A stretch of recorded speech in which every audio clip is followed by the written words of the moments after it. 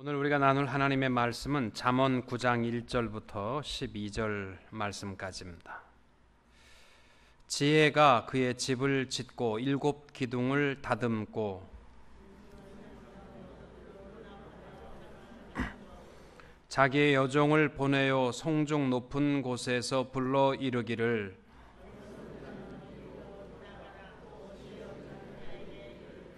너는 와서 내 식물을 먹으며 내 혼합한 포도주를 마시고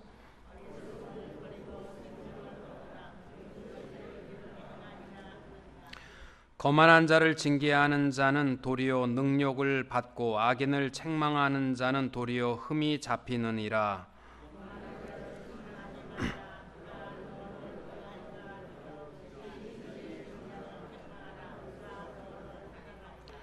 지혜 있는 자에게 교훈을 더하라. 그가 더욱 지혜로워질 것이요 의로운 사람을 가르치라. 그의 학식이 더하리라.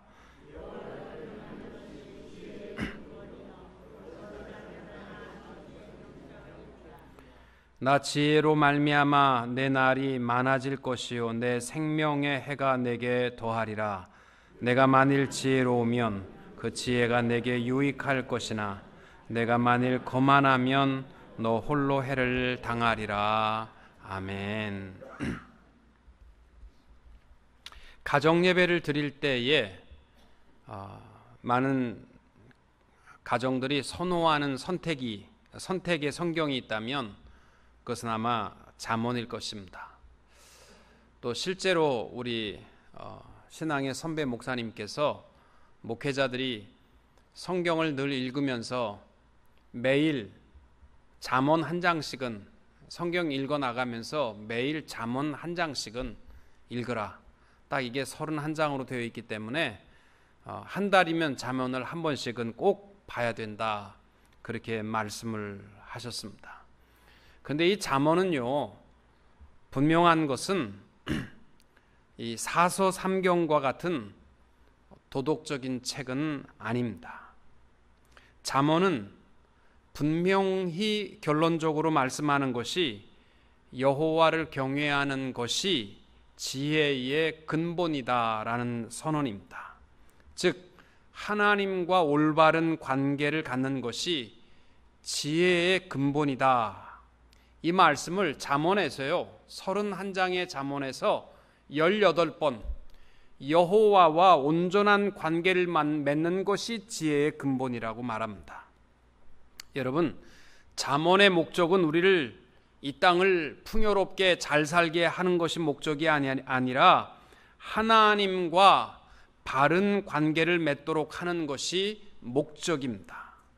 그래서 여러분, 잠언은 도덕적 책이 아니라 하나님과의 관계가 가장 중요함을 가르치며 하나님과의 바른 관계가 없이는 참 지혜를 얻는 것과 바르게 산다는 것은 불가능하다라는 것을 말씀하고 있습니다. 지혜에는 두 가지가 있습니다. 이 땅 위에 살아가는 생활의 지혜와 또 하나님이 주시는 지혜, 영적 지혜가 있습니다.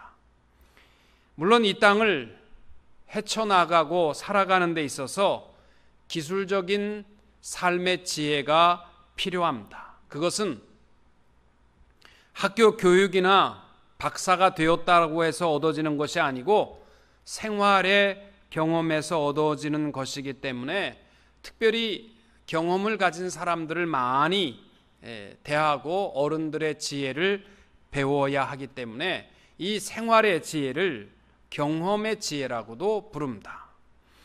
목회도 보면은 신학교에서 배운 것 가지고 하려고 하면요 아무것도 안 됩니다. 그래서 늘 많은 신앙의 선배를 찾아가고 이럴 때는 어떻게 하는 것이 옳습니까?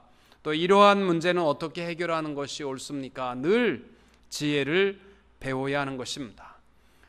1998년도 11월 23일 동아일보 신문에 보니까 대신증권 목포지점 차장으로 살던 31살 장모라는 분의 연봉이 3,500만 원이랍니다. 그러니까 벌써 거의 18년 전인데 연봉이 3,500만 원, 거기까지는 이해가 되는데 1년 성과금이 50억 원이었다고 합니다. 그때 1998년도에 1년 성과금이 50억, 그렇게 잘했다는 거죠.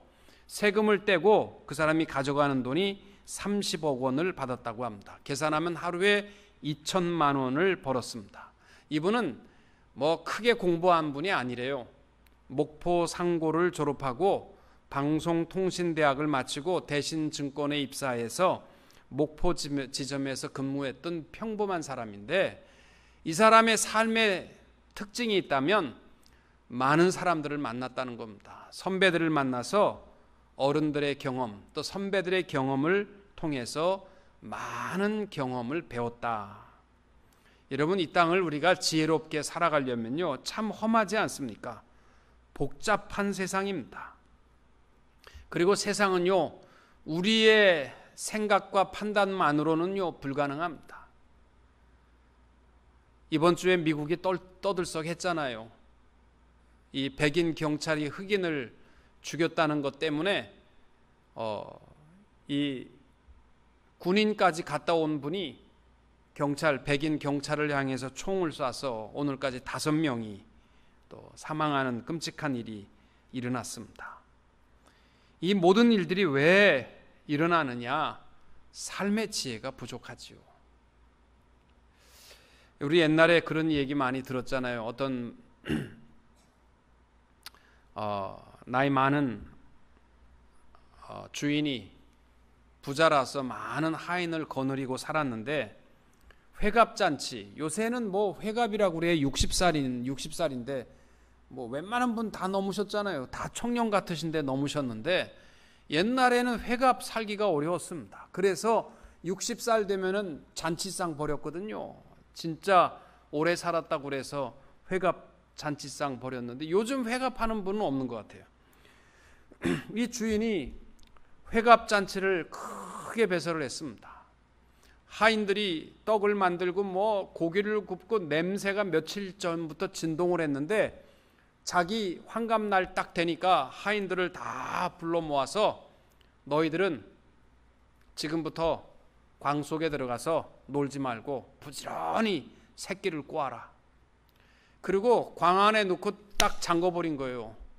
뭐 인권이 없는 시대니까 밖에서 문 잠궈버리면 얼마나 속상하겠습니까만은 하인들이 들어가서 두 부류로 나누어졌답니다. 하나는 주인이 해도 너무하다.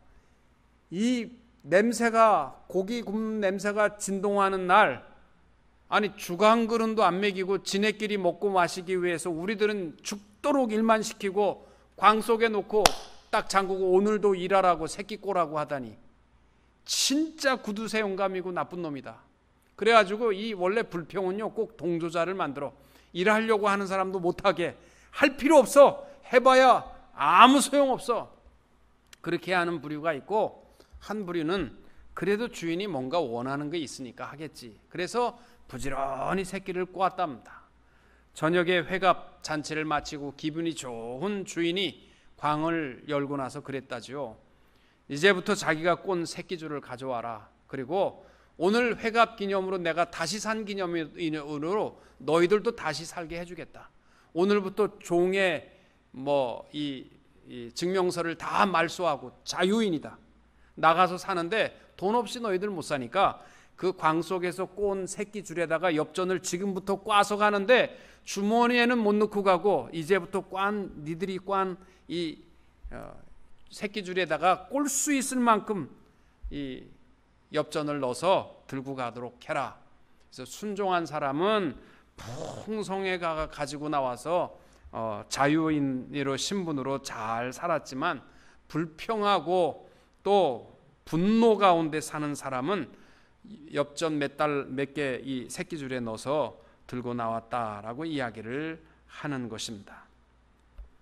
여러분, 이 땅을 살아갈 때는요, 때때로 우리가 이해하지 못해도 순종도 필요하고 참 지혜도 필요합니다. 그럴 줄 알았으면 누가 놀았겠습니까? 아마 쌍심지를 키고 화장실도 안 가고 새끼줄을 꽈지 않았겠습니까? 그래서 오늘 성경에서 말씀할 때 너희 중에 누구든지 지혜가 부족하거든 모든 사람에게 후히 주시고 꾸짖지 아니하시는 하나님께 구하라, 그리하면 주시리라. 아멘. 늘 하나님 앞에 지혜를 구하며 살아야 할 줄로 믿습니다. 이게 생활의 지혜죠. 그러나 그것보다 더 중요한 것은요, 하나님의 지혜입니다. 하나님을 경외함이 모든 지혜의 근본이다. 이것이 성경에서 우리에게 강조하여 말씀하는 핵심입니다. 지혜에서의 핵심이기도 합니다.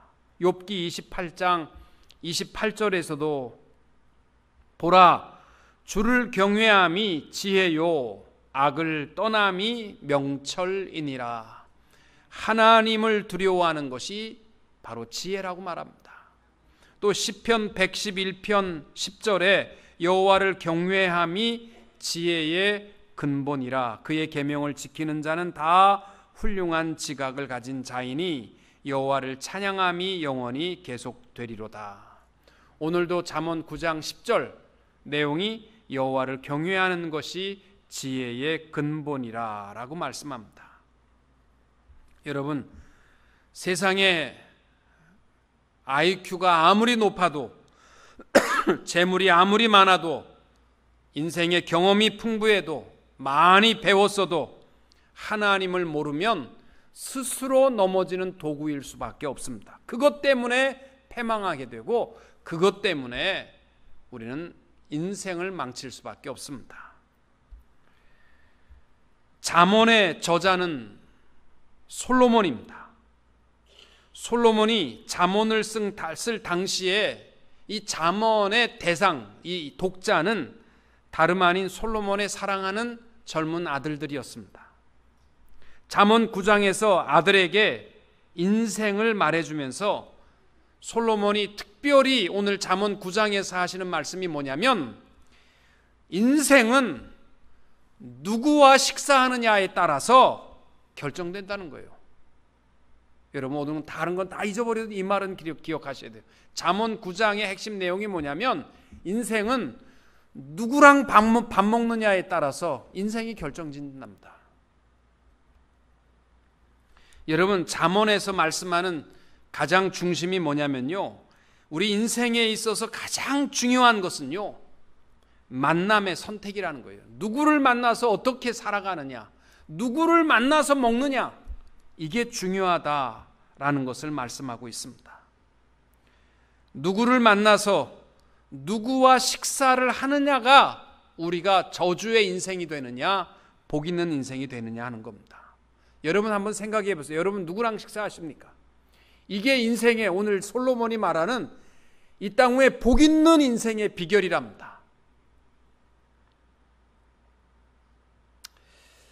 우리 교회는 교육자들이 참 행복해요. 성도님들이 밥을 하도 많이 사줘가지고 배들이 다 나왔어. 물론 여러분들이 많이 사주셔서 만나고 싶고 그러니까 우리 같이 식사하는 겁니다만은 누구랑 밥 먹느냐, 이게 참 중요한 겁니다. 인생의 길에 우리가 만날 수밖에 없는 두 여인을 잠언 9장에서도 또 소개합니다.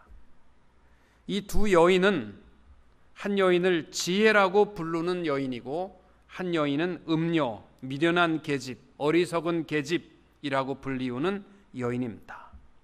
오늘 잠언 9장에 보면 두 여인이 음식을 다 각각 차려놓고 길에 가는 청년을 부르며 자기 집으로 들어와서 먹으라고 부르고 있습니다. 그러면 각 청년은 자신의 인생길에서 두 여인 중 한 여인을 선택하여 살아가야만 합니다. 바로 이 잠언은 그 표현을 누구와 식사를 하느냐 이렇게 질문하는 겁니다. 고대 중동 사회에서는 함께 식사를 한다는 것, 그 의미는 한 자리에 앉는다라는 의미이고, 너와 나는 같다, 우리는 하나다, 이러한 의미가 함께 식사한다는 것입니다. 특별히 남자와 여자가 함께 식사를 한다라는 표현은 몸을 섞는다라는 뜻을 포함하고 있습니다. 아무튼 이 한 청년이 어떤 여인과 식사를 한다라는 것은 그 여인과 하나가 되는 것을 의미하는 것입니다. 그래서 이 청년이 누구와 하나가 되느냐에 따라서 인생이 판가름져진다는 것입니다. 여러분, 먹는 것은 참 중요한 겁니다. 교회에서도요, 초대 교회 때부터 교회 가운데 없어서는 안 될 것이 애찬이었어요. 성만찬은 두 가지가 있었습니다. 예수 그리스도의 십자가의 피 흘리심을 기억하는 성만찬과 또 하나는 성도의 교제를 나누는 애찬이 있었어요. 오늘날까지도 교회들마다 모여서 예배만 드리고 가는 것이 아니라 도넛을 나누든 밥을 나누든 함께 먹습니다. 왜 먹는 것이 중요하냐면요, 초대교회 때부터 먹는 것은 함께 교제하며 또 중요한 이 코이노니아 교제를 나눔에 있어서는 가장 중요한 것이 먹는 거예요. 옛날에 제가 우리 교회 청년이 총각인데 수염을 이렇게 기르고 교회에 나타났어. 그래서 너 보기 싫게 왜 그러느냐 그랬더니 말도 하기 싫어요. 왜 실현당했어? 예. 얘는 하여튼 여자에게 채기만 하면 수염을 이렇게 기르고 교회에 나타나고 또 사이가 좋아지면 싹 깎고. 그래서 내가 이렇게 수염 기른 사람 보면 좀 이상해. 하여튼 제가 보면은. 하여튼 채이면 항상 수염을 길러서 내가 너 데이트를 어떻게 하길래 늘 채이냐. 그때 제가 청년부를 담당했으니까 물어보니까 얘기를 잘 못하는 거예요. 청년들한테, 아가씨들한테 좀 재밌게 얘기도 하고 이래야 되는데 그냥 만나고 가만히 멀뚱멀뚱 읽다가 가니까 여자들이 한두 번 만나면 그냥 다 그만두자 이렇게 하는 거예요. 그래서 제가 그랬어요. 너 말을 주변이 없는데 말을 잘 못하겠대. 이렇게 두렵고 그렇다고 그래서 그러면 너 그래도 돈이 있잖아. 그러니까 무조건 먹어라. 그냥 가지 말고 만나면 제일 맛있는 집을 찾아서 거기까지 가고 그래서 그 집에 맛있는 걸 먹고 그냥 먹어라. 그래서 헤어질 때까지 먹어라. 그러면은 말 안 해도 먹으니까. 그래서 결혼했어요. 잘 살아 지금. 그래서 이 먹는 게 참 중요한 거예요. 교제에서 말하기 힘들면요 먹으면 되는 거예요. 예. 오늘 말씀에 특별히 두 여인이 등장하는데 오늘은 우리가 다 나눌 수가 없지만 9장 1절부터 6절까지 또 13절부터 18절까지 말씀이요 히브리어로 보면요 딱 대칭이 되는 구조로 되어 있습니다.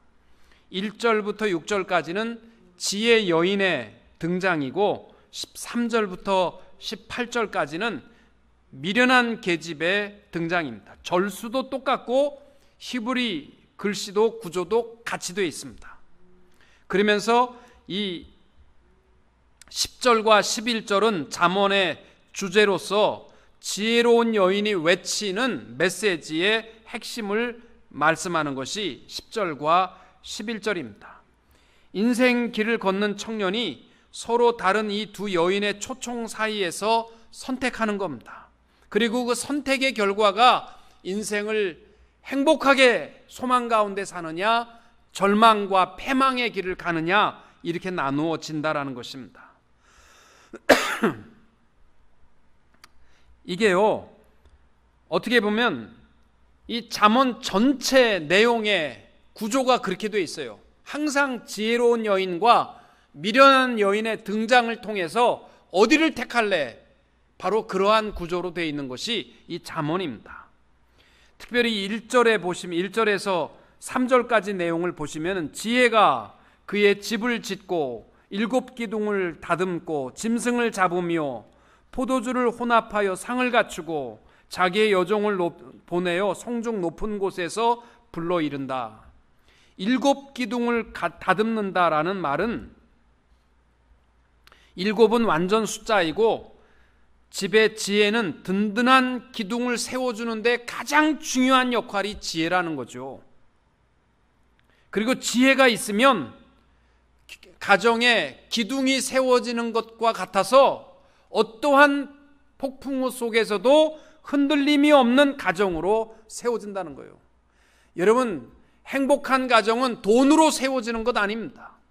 행복한 가정은 명예나 무슨 세상에 잘생긴 것으로 되는 것이 아니고요. 7 기둥을 세우는 것은 지혜인 줄로 믿으시기 바랍니다. 또 이 상을 갖춘다라는 2절에 나와 있는 고기를 잡고 포도주를 혼합하여 상을 갖춘다라는 말은 뭐냐면 베푸는 집이라는 거예요. 풍성한 가정, 목마름이 없는 샘물이 있고 또 배고픔이 없는 떡으로 가득한 가정, 이러한 축복이 바로 지혜의 가정 속에 주시는 특권인 줄로 믿습니다.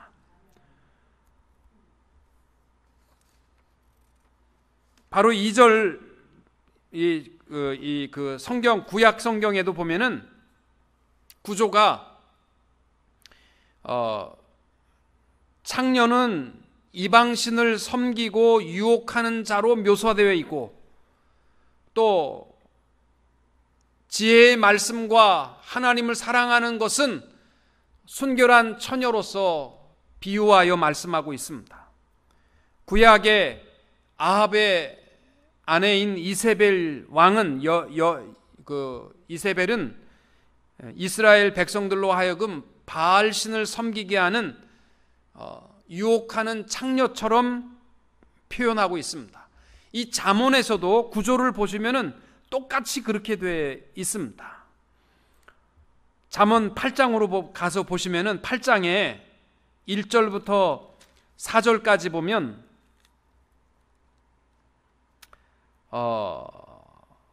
지혜가 부르지 아니하느냐, 명철이 소리를 높이지 아니하느냐, 그가 길가의 높은 곳과 내 거리에 서며 성문 곁과 문 어귀와 여러 출입하는 문에서 불러 이르되, 사람들아 내가 너희를 부르며 내가 인자들에게 소리를 높이노라. 지혜자의 여인의 그 부르는 소리가 8장에 기록되어 있고, 반면에 7장에 보시면은 음녀의 소리가 나와 있죠. 7장 7절부터 쭉 보시면은 음녀, 기생의 옷을 입은 간교한 여인이 그를 맞이하고 오게 하고 음녀의 골목 목퉁이에서 부르고, 이러한 구조가 7장과 8절에도 되어 있고, 그 앞에 5장 말씀에도 보시면은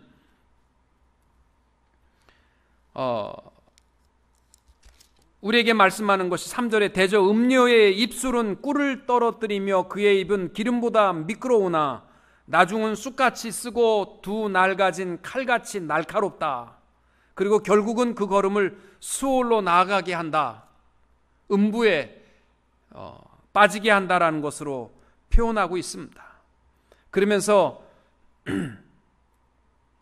지혜 여인의 우물물을 마시고 그 샘에서 마시라, 그렇게 말씀하지 않습니까? 그는 사랑스러운 암사슴 같고 아름다운 암노름 같으니 너는 그 품을, 19절 말씀부터 보시면 나와 있습니다. 너는 그 품을 항상 족하게 여기며 그의 사랑을 항상 연모하라. 내 아들아 어찌하여 음녀를 연모하겠으며 어찌하여 이방 계집의 가슴을 안겠느냐. 잠언 1장도 똑같은 내용으로 되어 있습니다. 잠언 1장으로 가시면은 1장 20절에 지혜가 길거리에서 부르며 광장에서 소리를 높이며 시끄러운 길목에서 소리를 지르며 성문 어귀와 성중에서 그 소리를 발하여 이르되, 너희 어리석은 자들은 어리석음을 좋아하며 거만한 자들은 거만을 기뻐하며 미련한 자들은 지식을 미워하니 어느 때까지 하겠느냐. 나의 책망을 듣고 돌이키라. 보라, 내가 나의 영을 너희에게 부어주며 내 말을 너희에게 보이리라. 이게 지혜로운 여인의 초청입니다. 그리고 2장 16절부터 보시면은 또 악한 자의 지혜가 또 너를 음녀에게 해서 말로 호리는 이방 계집에서 구원하리니 그는 젊은 시절에 짝을 버리며 그의 하나님의 언약을 잊어버린 자라. 그의 집은 사망으로 그의 길은 수올로 기울어졌나니 누구든지 그에게로 가는 자는 돌아오지 못하며 또 생명 길을 얻지 못하느니라. 이 잠언의 내용을 가만히 계속 보시면은 바로 이 두 여인의 초청으로 되어 있습니다. 이게 9장에 가면은 이제는 청년을 놓고 길 어귀에서 상을 차려놓고 서로 초청하는 모습으로 표현하고 있습니다. 특별히 지혜자 여인이 외치는 내용을 보십시오. 오늘 본문의 4절로 돌아가면 6절까지 어리석은 자는 이리로 돌이키라. 또 지혜 없는 자에게 이르기를 너는 와서 내 식물을 먹으며 내 혼합한 포도주를 마시고 어리석음을 버리고 생명을 얻으라. 명철의 길을 행하라 하느니라. 지혜 여인의 외치는 내용이 뭐냐면 돌이키라는 거예요. 돌아오라. 탕자의 자리, 어리석음의 자리를 버리고 돌아오라. 여러분, 오늘 저녁에 하루 종일 일을 마치고 교회에 와서 찬양하며 예배하면서요, 다른 것은 우리가 몰라도 하나님 앞으로 돌아서는 자가 지혜자의 초청의 소리인 줄로 믿으시기 바랍니다.